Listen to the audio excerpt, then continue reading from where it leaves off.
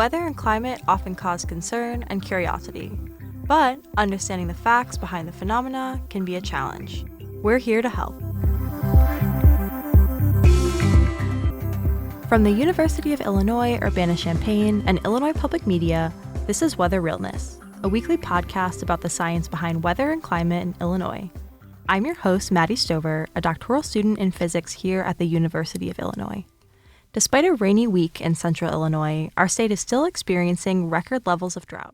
Now to a follow-up on how this drought is impacting the town in Moultrie County. We told you a month ago the city of Sullivan was asking people to voluntarily conserve water. Now they're making it a Twin Cities newsroom now. Leaders with the city of Bloomington say the city is in a severe drought, so they're asking the community to begin conserving water. Thursday night, Bloomington City manager issuing this. We had a drought late in the season, in the growing season in eastern Illinois, and Stu Ellis says the USDA now available to help farmers financially with that, as we turn now to From the Farm. The period between August 2025 and January 2026 was a top 10 driest on record in most of central Illinois. Drought is also impacting areas of the U.S. that don't typically struggle with it. According to the U.S. Drought Monitor, as of February 24th, most of the state of Florida is in severe or extreme drought, while none of California is in drought. Trent Ford, the Illinois state climatologist, joins us to talk more about the current drought in Illinois and across the U.S. Thanks for joining us, Trent. Yeah, thanks, Maddie. So, Trent, we finally got some rain last night. We're recording this Wednesday, March 4th. Can you remind us why we're still in a drought despite that thunderstorm we got last night? Yeah, so it was the first rain we've had in a long time. Here we go. Another round of rain coming up from the southwest. So we had that pocket earlier in the day today, shifted into Indiana. Another round with embedded thunderstorms. Yeah, one or two could have small hail. I think the main risk of severe weather misses central Illinois, downstate Illinois. That's where our latest watch is in effect. So, again, another round of rain. We got plenty of rain, though. Here's some select rainfall reports since yesterday morning here. We had a pocket of 2 to 4 inches that swept right down US 36, Springfield, Decatur, Charleston, 1.84, Champaign, 1.5 in the center part of town here. Some spots got a little bit more. Savoy got a little more, in fact, than us here. And like I was telling you my son saw the lightning, heard the thunder. I was like, wow, was that lightning? When's the last time we had that? And it felt like months. So most of the east central part of Illinois picked up at least an inch of rain. Some got closer to 2 to 3 inches, a little bit farther south of Champaign. But that was great. We need more. And the reason we're still in drought is because, sort of as you mentioned, going all the way back to August, but even around the Champaign area further back last year, we're looking at deficits of, 15 to 20 inches below what we would normally tend to see over the last 12 months or so. So 3 inches of rain is great, but it's sort of a drop in the bucket, so to speak, on what we actually need. And so we definitely, cannot, beggars can't be choosers. We cannot, we want to be sure to celebrate the rain. And it looks like more is on its way, hopefully, but we definitely need more to really start to make progress on the drought conditions. Mm-hmm. So what parts of Illinois are under sort of a more serious mandatory water restriction? Yeah, so right now what we have, if we're going by the U.S. Drought Monitor, which is one of the better sources of drought information across the U.S., what we see is most of east central Illinois, kind of Bloomington normal to Champaign-Urbana over to Decatur, is in extreme drought, which is D3. It's the second from the worst category. Most of central Illinois, all the way over to Quincy, down towards the St. Louis area, and even up now to LaSalle, Peru area, and kind of north central Illinois is in severe drought, which is D2, and over 80% of the state is in some form of drought, moderate drought or worse, so it's D1. Actually, the only place in the state that's really not in drought right now is the Chicagoland area, because they've just gotten they haven't been wet, but they've gotten just enough precipitation. And so, with those categories, we see that a lot of the water resource impacts so far of private wells going dry or mandatory water restrictions have mainly occurred in east central Illinois. So municipalities like Bloomington, Decatur, Sullivan, they've enacted mandatory water restrictions or water emergencies because of low levels in their reservoirs or groundwater. And why don't we have any water restrictions here in Champaign-Urbana? Yeah, it's interesting. So part of it, I mean, if you look at the deficits and where the drought is the worst, it's Champaign-Urbana. The reason that we're having impacts outside of Champaign-Urbana has more to do with how those water systems are set up. And this is one important part of drought, that a drought has an impact that's not just caused by the hazard itself, the weather, but caused by the human systems that we build and how vulnerable they are to drought. So cities like Decatur and Bloomington are on what we call surface water, which is lakes that are fed by certain types of streams. And they tend to be more flashy in their response to drought, meaning they can go into drought much more quickly. They can experience lower levels that hit those kind of triggers that force the city to enact these water restrictions. But when we get a lot of rain, they also recover a lot more quickly. Is that because they're just shallower water reservoirs? Shallower, and then when you think about when we get rain, what happens is that rain, when it hits the ground, simply it's either going to infiltrate the soil, and then over anything from days to years, or in some cases centuries, that water will work its way down in the soil all the way to maybe some aquifers and groundwater. Or a lot of that water doesn't infiltrate the soil, it actually runs off, which means that it's either going over the surface, and we see that, in stormwater drainage in urban areas, or it's infiltrating the soil, but then it's moving into our lakes and our streams through the groundwater. In those situations, the path that water takes, I mentioned it could take decades to centuries for rain to get into the groundwater in the aquifers. It may only take a few hours for it to get into streams. And then those streams come up, they drain those large areas, and they fill up those reservoirs, which is why they can recover a lot more quickly. Champaign-Urbana is fed by the Mahomet Aquifer. Good news, bad news. Good news is that it takes a lot longer and more severe of a drought to start seeing the Mahomet levels go down to the point where residents in Champaign-Urbana could take notice. The bad news is that if we ever got to that point, it does take quite a long time to refill. So we saw the Mahomet really respond to the 2012 drought, especially when irrigation pumps were turned on in Champaign County and elsewhere. What we really saw is that it took years of wetter weather after 2012 to really get us to where we were before that drought. We aren't there yet with this drought, mainly because it's been mostly a fall to winter kind of phenomenon. But certainly it's something that we'll want to improve the drought before we get into summer so that we don't see those kind of groundwater systems like the Mahomet really suffer.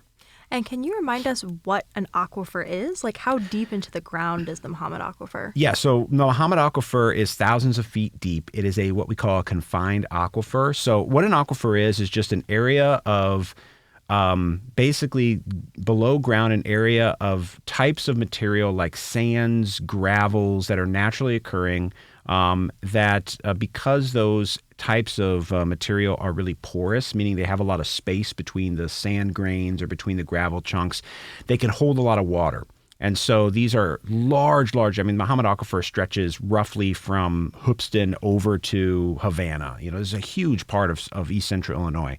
And what they do is, because they can hold so much water, they fill up with water, and then it creates a huge reservoir, essentially an underground reservoir for water resources that are not as vulnerable to what's going on above ground, because we're talking thousands and thousands of feet below ground. So there's no evaporation from the Mahomet Aquifer like what we have of a lake. That sort of thing isn't really much of an issue. But what the Mahomet Aquifer is for most of the Champaign County area and kind of that is more of a confined aquifer, meaning it's really, really deep, and there's layers of material that are above the aquifer that make it hard for water to get in. So that's why I'm talking about when we get rain here in Champaign County, if it does end up making its way in the Mahomet Aquifer, it's likely going to take a long time to do that, which is why when we do see the Mahomet go down, it really does take a while to come back up just from rainfall alone. So kind of taking a step back, looking at this long-term drought that we have, what has been causing this kind of climate meteorological wise? Yeah, it's been sort of an odd situation. So in the spring of 2025, it was extremely wet in South Central Illinois. We had the right setup for the larger atmospheric environment to bring us a lot of rain in spring. The problem is that where the jet stream set up and most of the storms came through in the spring, it was south of the Champaign area, so kind of Illinois, or Interstate 70 and south of there. And then we had a sort of boring summer where there wasn't a strong flow across the mid part of the United States.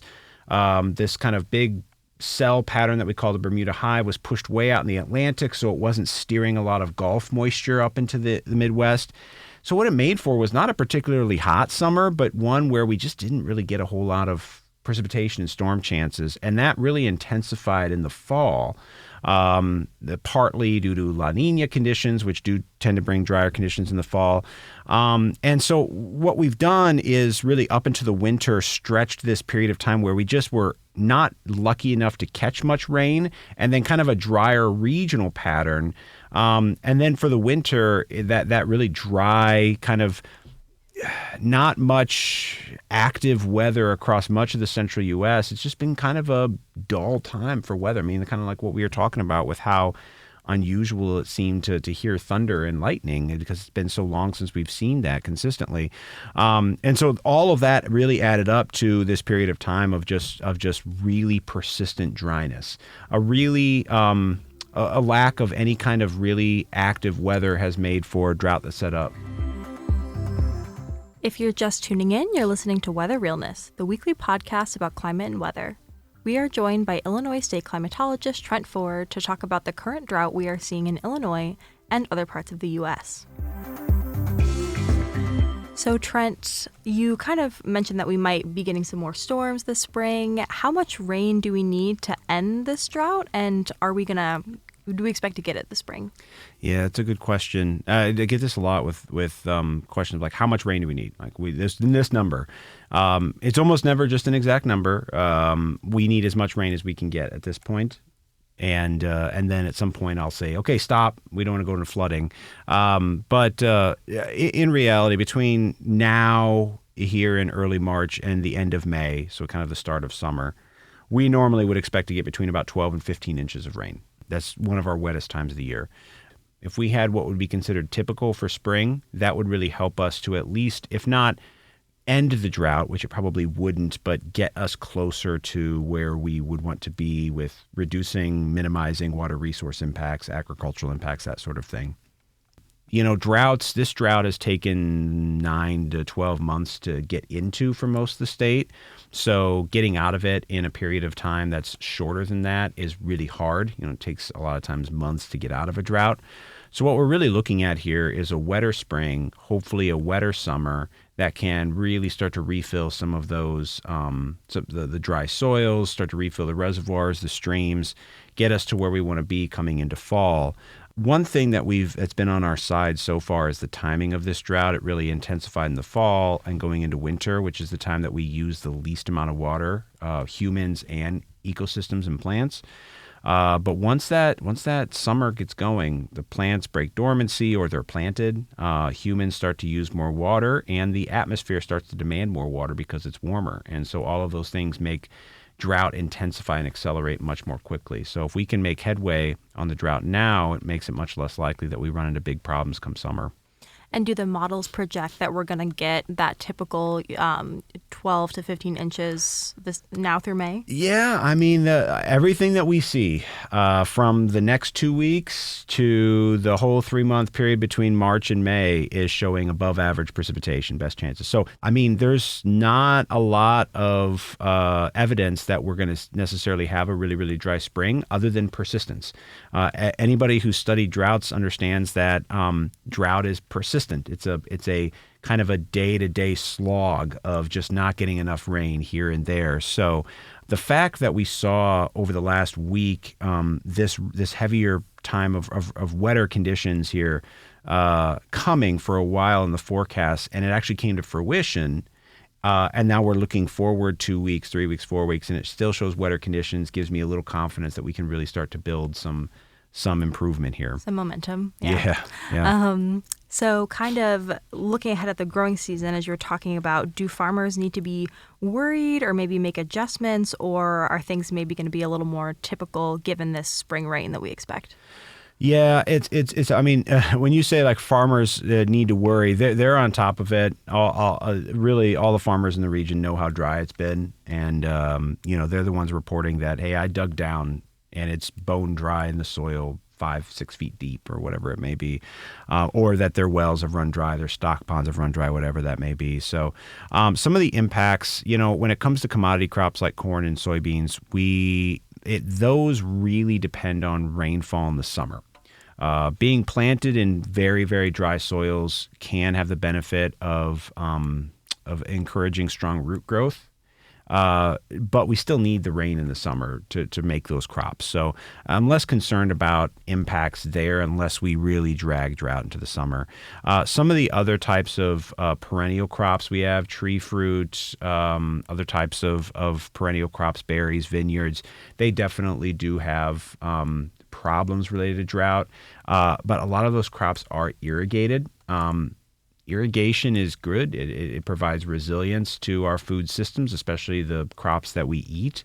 But the problem is that when those groups tend to irrigate, it tends to be dry when we need to use the least amount of water. So it can exacerbate an ongoing water resource problem. So it'd be good to just avoid that altogether. One of the biggest impacts that we would likely see if we stayed in a dry pattern through spring is pasture. Spring into summer is when we see a lot of our grazed animals, cattle, sheep, goats tend to go out to pasture. We're blessed here in Illinois with usually an abundant rainfall that can make for some really good pasture conditions, so we don't have to feed hay all the time. That makes it a lot easier for those livestock producers to get a good production from their animals when you have those good pasture conditions. So this drought is also happening nationwide, lots of other places in the U.S. The snow situation here in the West, I've never seen anything like it. We're in the midst of a snow drought, the likes of which could be record-breaking. It's not just a matter of... This morning's rain doing very little to quell drought conditions throughout South Florida. Parts of South Florida still under water shortage warnings, and the forecast does not look all that promising. According to the U.S. Drought Monitor, much of the West and Southwest are in severe drought, with some examples being very low snowpack levels in Colorado. What will it take for areas, in the West and Southwest like Colorado to recover from drought?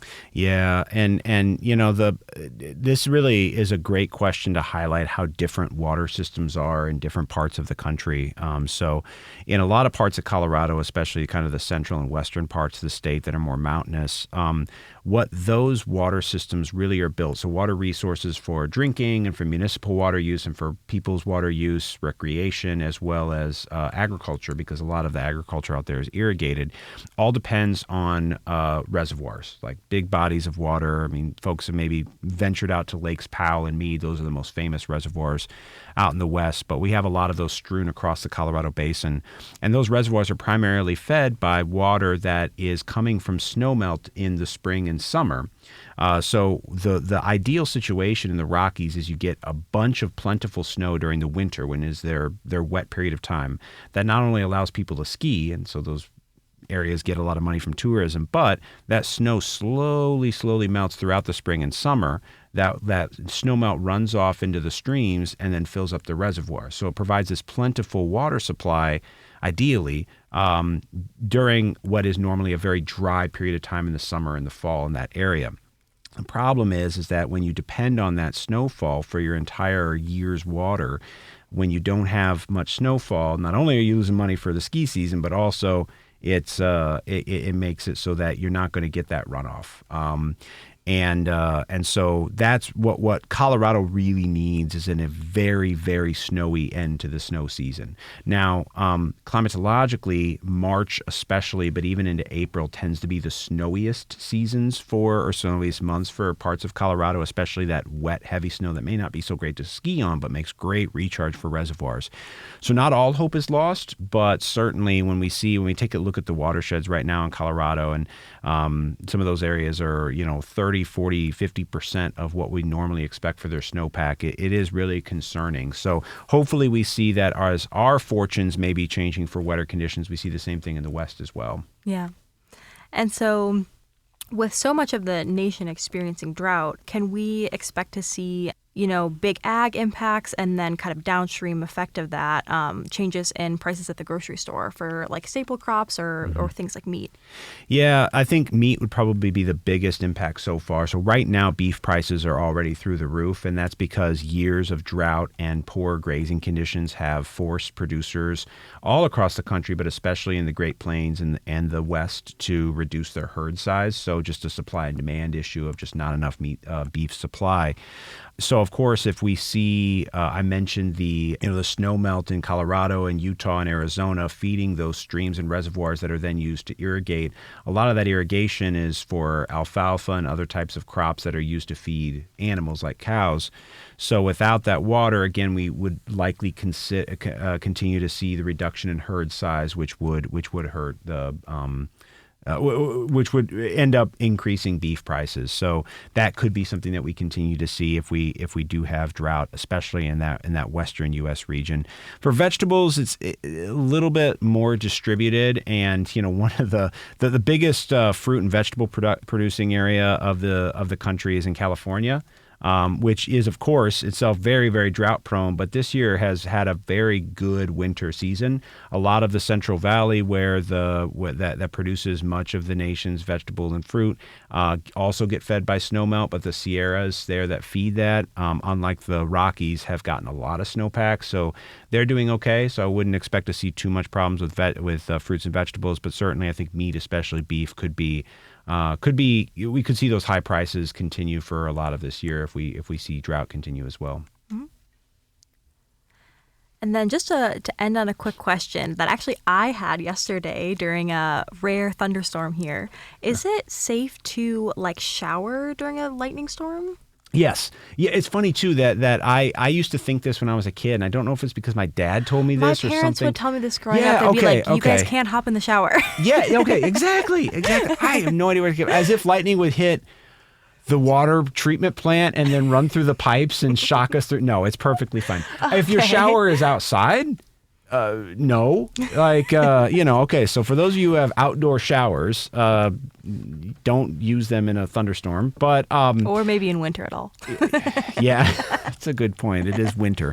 That's probably a more important point. But for those of you who are more traditional indoor showers, perfectly fine to use them in a thunder or lightning storm. Oh, okay. Yeah. Okay, cool.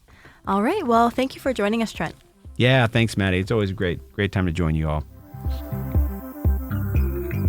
Trent Ford is a state climatologist with the Prairie Research Institute. For those just tuning in, you're listening to Weather Realness, the podcast about weather and climate. I'm Maddie Stover. Have a weather or climate question you want us to tackle? Leave us a voicemail at 217-333-2141 or email weatherrealness@illinois.edu. Coming up next, we're talking about Bad Bunny's Super Bowl performance and its connection to weather and climate.